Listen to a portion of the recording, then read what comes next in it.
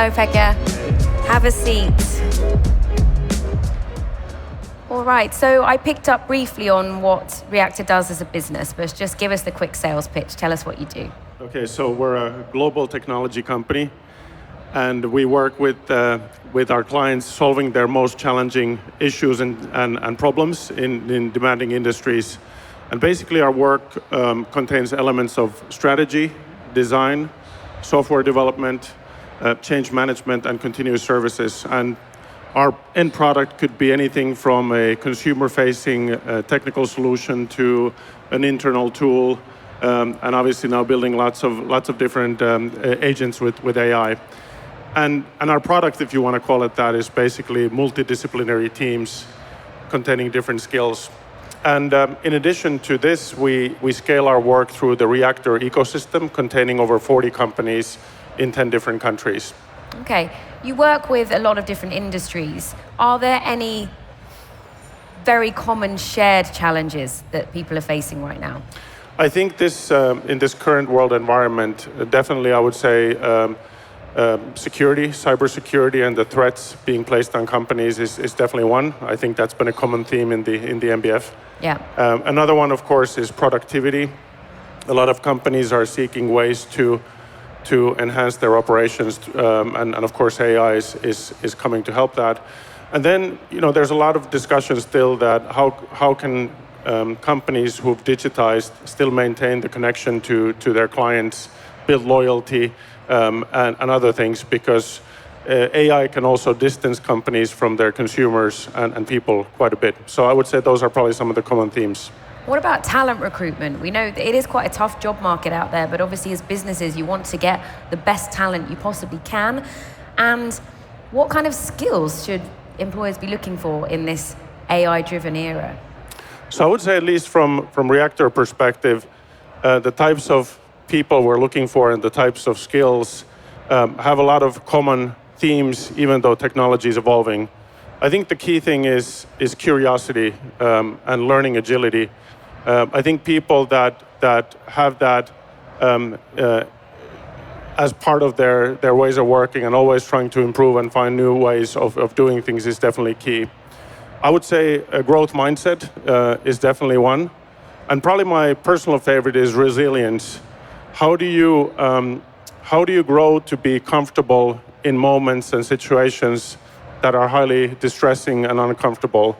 And personally, I think a lot about how can you build resilience. And of course, it comes through work and experience, but having people in the team that have that curiosity, growth mindset, and ability to withstand and thrive in hard environments. I think those are the types of people that will have work going forward. How do you think you've developed your own resilience? That's a great question. I've been meditating for about 20 years. So I think the spiritual element of trying to stay calm in stressful moments helps. I heard in the previous talk, you talked about Nokia.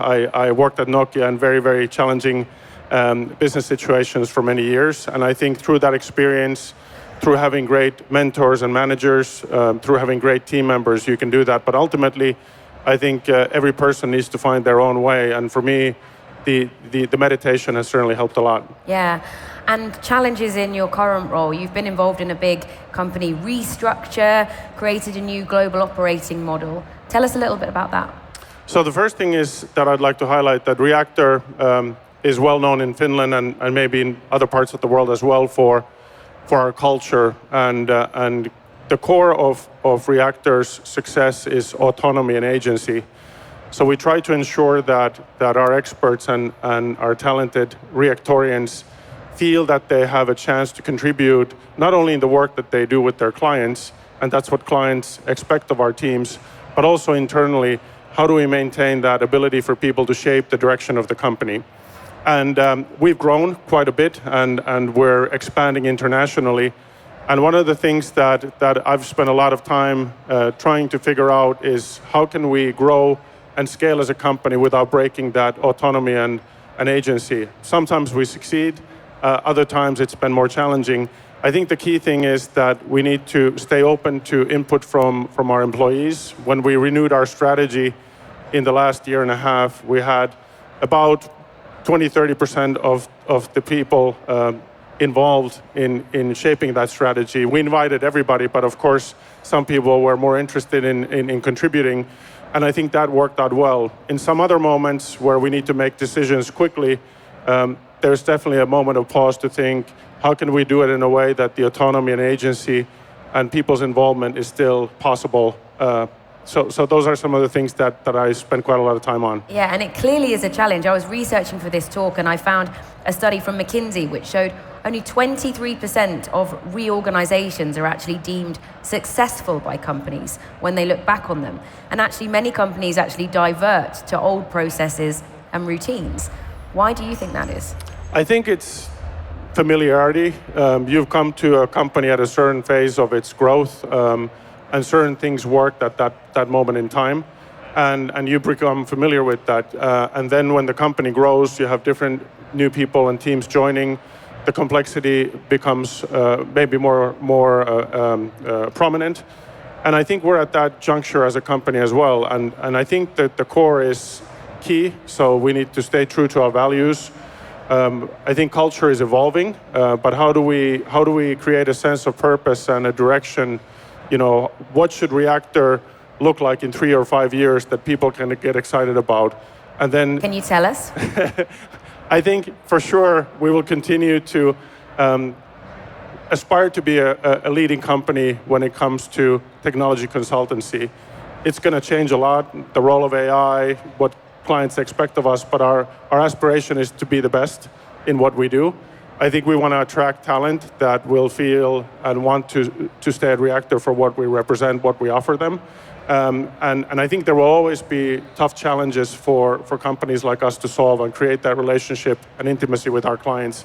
But it all starts with I think, people thriving in our organization and for us to be able to attract the top talent. Yeah. Another thing I saw that you're doing, I was looking on LinkedIn, you're quite heavily involved in research projects. So one at the moment is with the University of Helsinki and various Finnish companies to measure how generative AI affects developer productivity and quality. So how has this come about, and why do you think, when you've got so much else going on, that you want to get involved in these kind of side projects? I think for us, it's been important ever since the company was founded 25 years ago to contribute and give back. Whether it's the elements of AI training that we offered many, many years ago before AI became so popular, or just this spring, we published the Interactive Design Academy Handbook, which basically shares all the learning we've learned over the years on designing interactive systems, or now the partnership with the Helsinki University of Technology and many companies. It's always to try to be at the forefront of innovation and understand how we can best contribute. We also work with companies that are really pushing the boundaries within their own industries. And for us, that's really an opportunity to not only give back, but to learn and then scale that learning to other companies. And the collaboration with the Helsinki University hopefully sheds some light of what can AI actually do. There's a lot of hype around it, but what are the elements in concrete terms that really contribute to the daily work when it comes to software development, and where do we see the pitfalls and what are the benefits? Super. Before we wrap up, I just want to ask you a little bit about networking, because we know that's what a lot of people are physically here to do. Those of you watching on the live stream, you can also connect with other participants there as well. We have a couple of different areas here at Nordic Business Forum. There's an area for extreme extroverts, and there's the introverts corner. Where are we most likely to find you? I would say I would probably be mostly in the extrovert section, but I'm also somebody who gets energy from spending time in the forest, meditating and finding peace and calm. But I would say probably in an event like this, I would be in the extroverts section. So what are your top tips for other extroverts or introverts looking to make new connections? We've got a couple more breaks to go, a few more hours before the day wraps up.